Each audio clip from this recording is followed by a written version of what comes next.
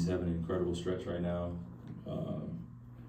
making a lot of the right reads, taking some tough shots for sure. But I think he's right in his wheelhouse of allowing the work to translate into success on the court, finding some consistency there. Obviously, we had some guys out, so the aggressiveness and him being in the starting lineup creates more opportunities for a lot of us. And I think you're watching him create a lot of opportunities for himself and be highly efficient at it. So happy for him and want him to keep it up.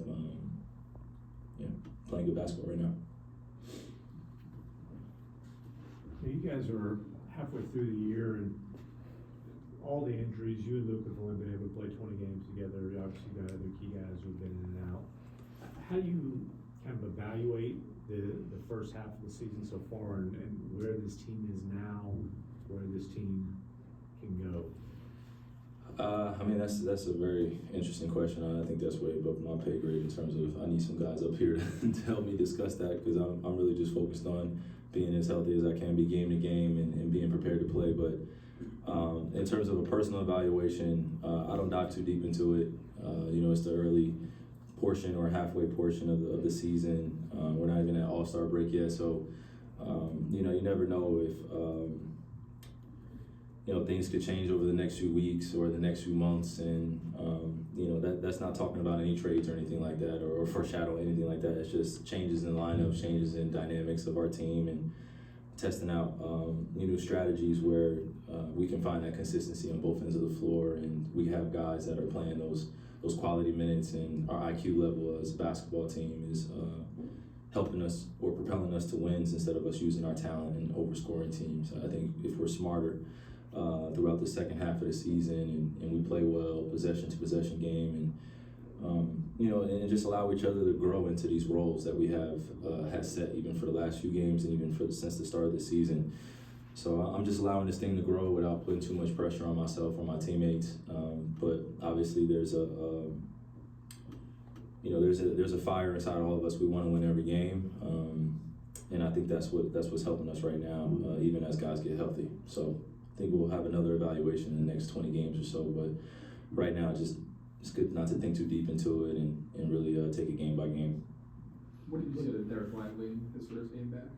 You said what? What's Derek Lively in his first game back?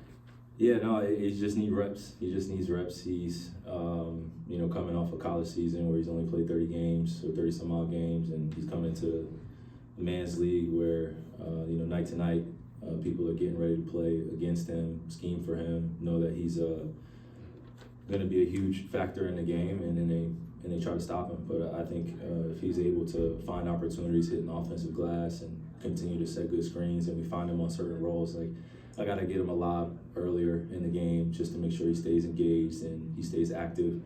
And that's just my job as a PG. I can make his life a lot easier out there, and especially coming back from injury. Just don't want to put too much pressure on him, but I know he's going to do that himself. So when he brings that edge, it helps out our team. So just want to keep helping him. And speaking of Derek, he's connected with you quite a few times this season when you've been top locked, and then you cut, to counter the defenses. Yeah. Good what do you like about his yeah. playmaking? Mm-hmm. Yeah, no, his playmaking is definitely improving game to game, and I think we're getting used to playing on the same court together where I don't necessarily have to come off all those dribble handoffs. He can really utilize me as a screener or as a backdoor threat, and just reading multiple options out of the defensive schemes that the other teams are putting against us. That's the key right now is being able to play not the first action, but probably the third or fourth, so we can get a great shot. You guys, I think, have had 23 different starting lineups this season. You got guys in and out. Yeah. You haven't practiced a ton. How do you, try and build chemistry on the fly when guys are in and out like that? It's different looks. Feels like every game. Yeah, you just do your best. You just do your best as a professional to come prepared and be ready to play the role that the coaches are asking you to play. How can you guys keep your momentum going into this upcoming road trip? By not getting too ahead of ourselves and being satisfied with this win against the New Orleans Pelicans. I feel like every time we take our foot off the gas pedal and we start hipping hooray and celebrating wins like this, then next game we kind of drop a dud. I don't want to have that happen, and I don't want to say, even if that does happen in the next game, I don't want to say I planned it. It's just, You know, I want to find that consistency. I know my teammates, the coaching staff, our management want to find that consistency as well. And that's what the healthy challenge is every day, is waking up, preparing as best you can, and then going out there and trying to play your best game and living with the results. Outside of, the victory, what is the importance of today and you playing for today? Man, well, today is definitely about bigger things than just a game of basketball. I want to give a huge shout out and send my love and incredible energy to the King family, and to everybody part of that lineage, everybody part of that revolution, everybody part of that movement that he was leading. He's definitely missed in today's world. His words are still reigning true throughout time, and I think we've seen it over and over again, that his dream was not just supposed to be a dream, it was supposed to be manifested and materialized into a reality that we can all coexist in.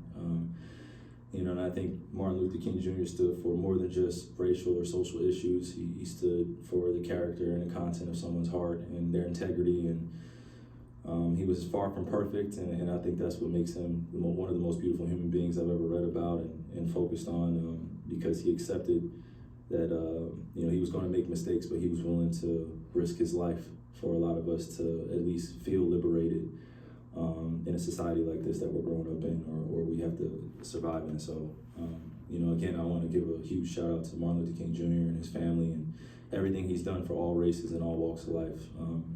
He really brought a lot of people together, and I'm happy to be part of that ancestral history.